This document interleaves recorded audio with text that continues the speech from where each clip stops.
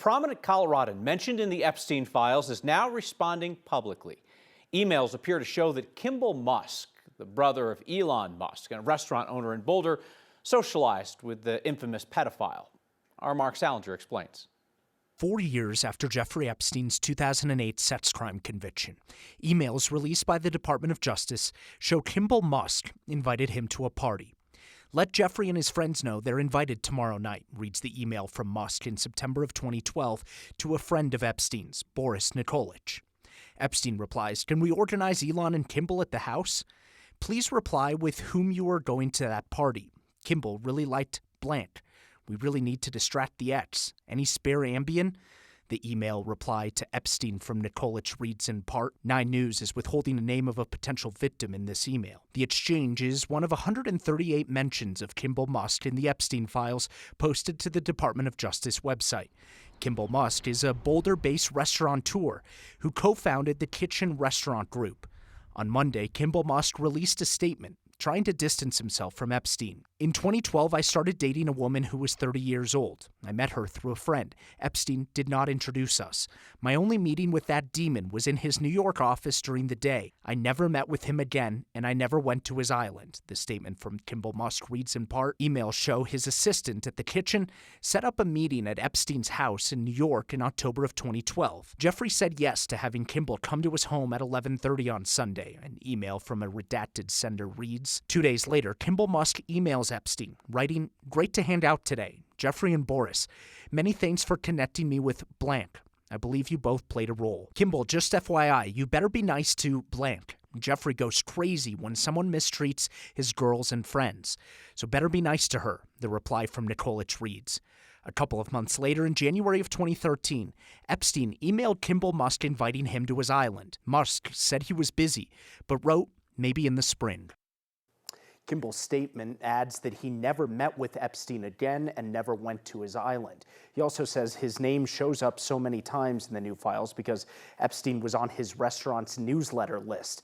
We did find some schedule and invitation exchanges as well, but it all appears that the communications ended in early 2013. Nothing since then, Kyle. How about other prominent Coloradans? I know when the first batch of Epstein files came out, I was doing keyword searches and you can search through it all. Exactly. Right? Yeah. You've been doing the same thing. Exactly. And we've been searching for prominent Coloradans or anybody from Colorado that is mentioned in those files. And as far as we can tell, anyone with any prominence is not mentioned other than Kimbal Musk there. Certainly, if somebody else sees something, they can let us know. Please. We'll look at it and we're looking ourselves. All right, Mark Salinger, thank you. Democratic Senator Michael Bennet is taking credit for delivering spending projects to Colorado that were in a bill that Bennet voted against. Bennet put out a news release claiming credit for $141 million in funding for 110 projects across the state, writing, "I'm glad we were able to secure funding for these projects that will benefit the entire state." Not mentioned is that Bennet ultimately voted against the appropriations bills containing those specific projects. A spokesperson said that Bennet had worked on getting the funding included in the bills, but ultimately couldn't vote yes because the bills didn't fund health care credits, didn't reform ICE, and didn't protect funding for NCAR in Colorado. We have seen and talked about Congresswoman Lauren Boebert do something similar a number of times, claiming credit for funding projects and bills that the Republican Congresswoman voted against. Although unlike Boebert, Bennet was originally a yes on those bills before those issues with the Trump administration arose. Boebert, for her part, has been forthcoming that she would still vote no on those bills, even if she was the deciding vote and it meant that the projects in Colorado wouldn't get funded. We asked Senator Bennett's team the exact same question, and they would not say if he would have been a deciding no vote to kill the projects. They said it was a hypothetical. Congress got the rare chance today to publicly question the man in charge of America's mass deportations. And Colorado's Republican Congressman Gabe Evans used his time to lob softballs and blame Democrats for President Trump's aggressive immigration enforcement. Acting ICE Director Todd Lyons testified before a House Oversight Committee, facing questions about whether his masked agents will ever show their faces during raids and whether he would apologize to the families killed by federal agents this year. The families of both Renee Good and Alex Preddy live here in Colorado. Today, Lyons refused to apologize to those families for the administration's comments calling Good and Preddy domestic terrorists. Democrats asked Lyons about his remarks, saying that he envisions a mass deportation program that runs like Amazon Prime, but for human beings. Last year, you said in Phoenix at the Border Security Expo that you wanted to see a deportation process that was like, quote, Amazon Prime, but with human beings. Mr. Lyons, how many times has Amazon Prime shot a mom 3 times in the face? None, sir. Only one member of Colorado's delegation was at today's oversight hearing, Republican Congressman Gabe Evans. His district has the highest Latino population of any in Colorado, almost 40%. Evans has been a staunch supporter of President Trump's deportations, and today Evans played down concerns about ICE's tactics in cities like Chicago and Minneapolis, and Evans blamed sanctuary city policies. My colleagues across the aisle are fanning the flames of fear for their own political gain in my Hispanic communities, scaring people over events that haven't happened in my district. Director Lyons, can you please explain how ICE works around sanctuary policies to go after the worst of the worst? When we deal with sanctuary jurisdictions, we do have to have more law enforcement officers in the street.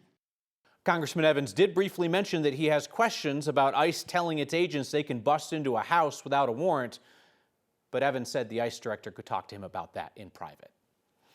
A stretch of East Colfax in Aurora will be studied to see how pollution impacts poor communities. Our Angeline McCall looks at plans for this first-of-its-kind study in Colorado. It's one of the most iconic streets in Aurora, and yet the neighborhood that bears its name often feels overlooked.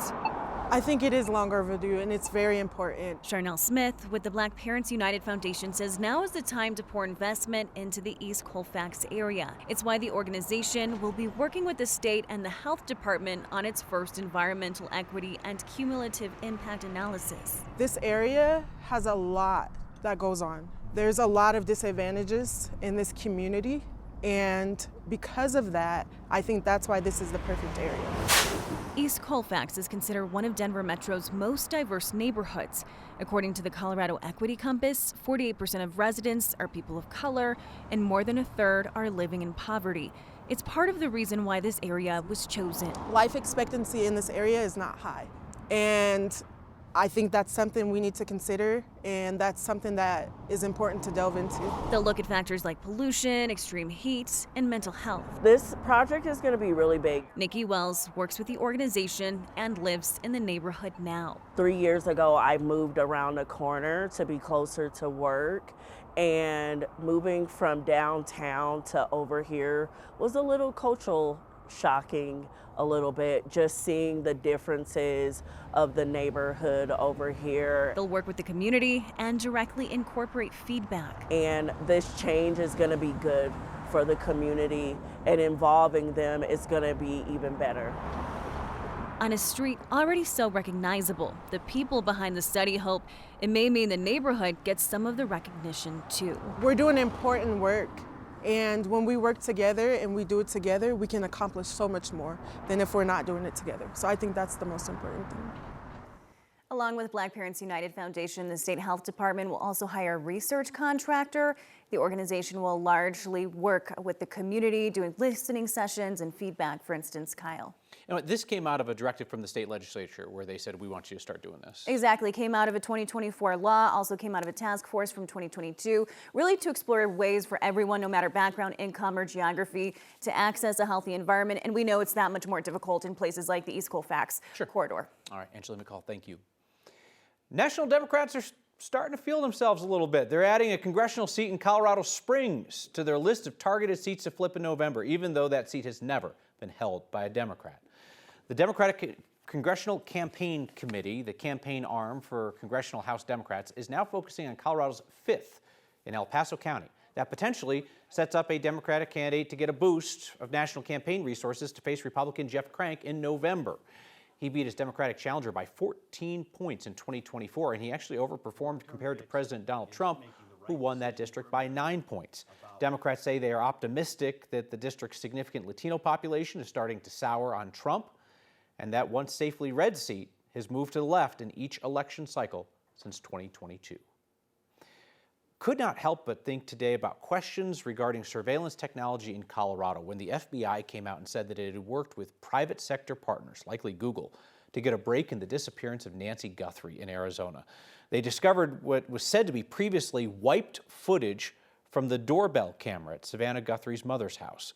The Pima County Sheriff said that Nancy Guthrie did not have an active subscription for her doorbell camera, and therefore, when the camera itself was physically destroyed, investigators couldn't access this footage. So when FBI Director Kash Patel came out and said today that video was recovered from, quote, residual data located in back-end systems, it made experts in the field question if tech companies are storing everyone's doorbell videos, whether customers know it or not. Really is troubling for someone to think that their data isn't sitting on a server, especially if it's surveillance data from their home, and then it turns out to be sitting there the entire time. I think it's something we all need to be aware of, is that the images that we think, one, nobody cares about or are private might not be. And so I think that is a consideration that we all should look at. The video and the photos released by the feds have a Nest watermark in the corner, so we reached out to Nest owner Google to ask if the company is collecting all of its customers' videos regardless of subscription status. We have not yet heard back. The National Renewable Energy Lab in Golden is making another round of layoffs as it's targeted by the Trump administration. And one of Colorado's few remaining Holocaust survivors is sharing his story and a warning about repeating history's most horrific acts. Next.